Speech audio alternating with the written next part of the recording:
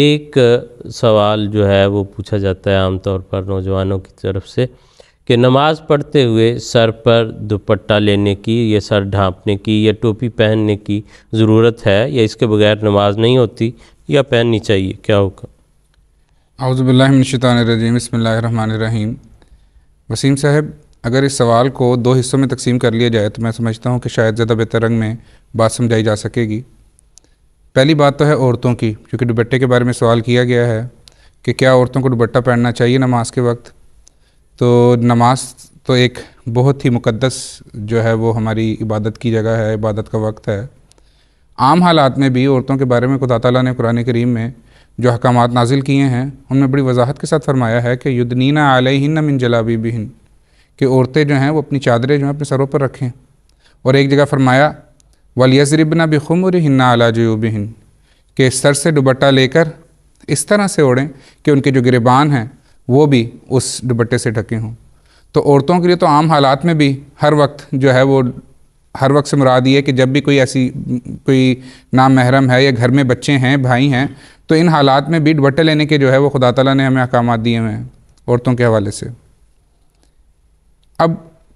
حضور صلی اللہ علیہ وآلہ وسلم کی احادیث کا بھی جب مطالعہ کریں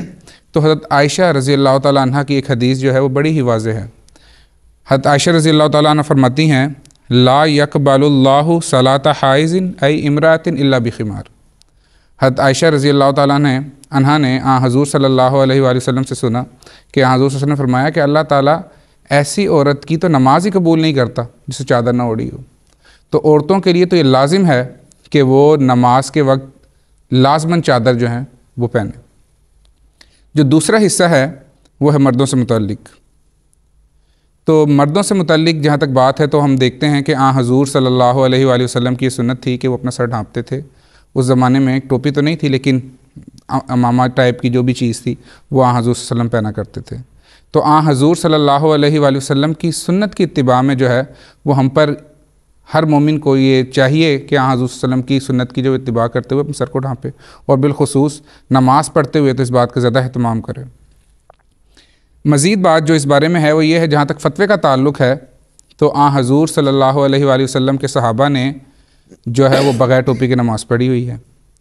لیکن اس کی وجہ یہ نہیں تھی کہ وہ ٹوپی بغیر پہنے نماز پڑھا کرتے تھے، بلکہ اس کی وجہ یہ تھی کہ اس زمانے میں غربت کا عالم یہ تھا کہ کپڑے اتنے میسر نہیں تھے کہ جس سے پورے جسم کو ڈھانپا جا سکتا ہو۔ مثلا بعض صحابہ کے پاس صرف اتنا ہی کپڑا تھا کہ وہ جو ہے وہ اپنا سطر ڈھانپ لیا کرتے تھے، یعنی ناف سے لے کر گھٹنوں تک کا جو حصہ تھا وہ کپڑے سے ڈھانپ لیا کرتے تھے۔ اور ایک حدیث میں حضور صلی اللہ علیہ وسلم نے اس بارے میں جواب یہ دیا اور فرمایا ہے اَوَلِكُلِّكُمْ ثَوْبَانِ، کیا ہر ایک شخص کو دو کپڑے میسر تھے اس وقت؟ تو چونکہ غربت کا عالم تھا اس لیے وہ صحابہ جنہوں نے بغیر ٹوپی کے نماز پڑھی ہے یا بغیر سر ڈھانپے نماز پڑھی ہے تو ان کے نماز نہ پڑھنے کی وجہ یہ نہیں تھی کہ وہ گویا کہ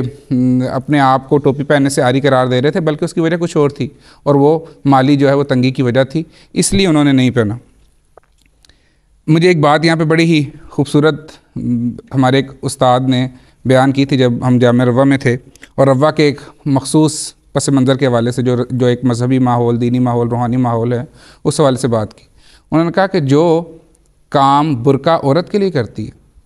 بھائی نہیں یہ کام داڑھی اور ٹوپی ایک مرد کے لیے کرتا۔ تو گویا کہ یہ ایک علامت ہے روا جیسے ماحول میں، یا وہ جو بھی روحانی پاکیزہ ماحول ہے وہاں پر، اور نماز کے لیے جو مسجد کی جگہ ہے وہ بہرحال ایک انتہائی روحانی اور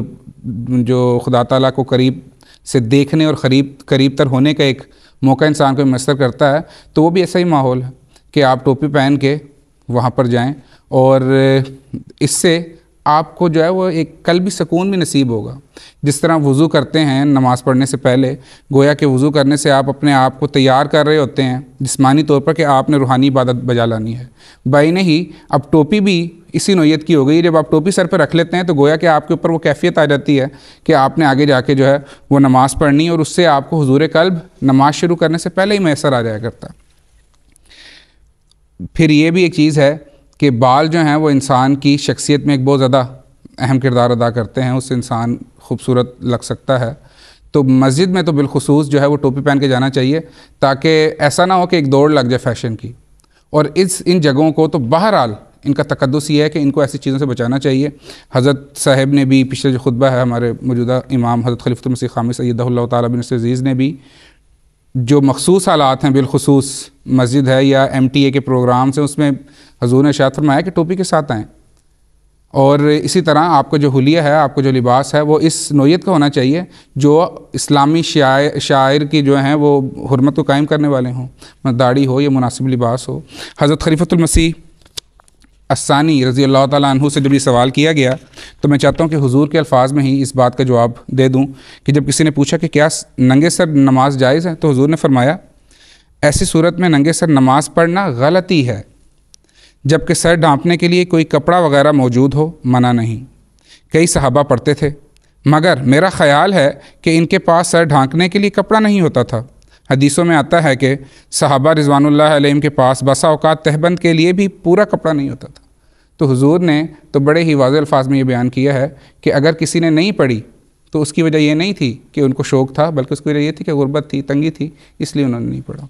اور سب کا تو یہاں تک یاد ہے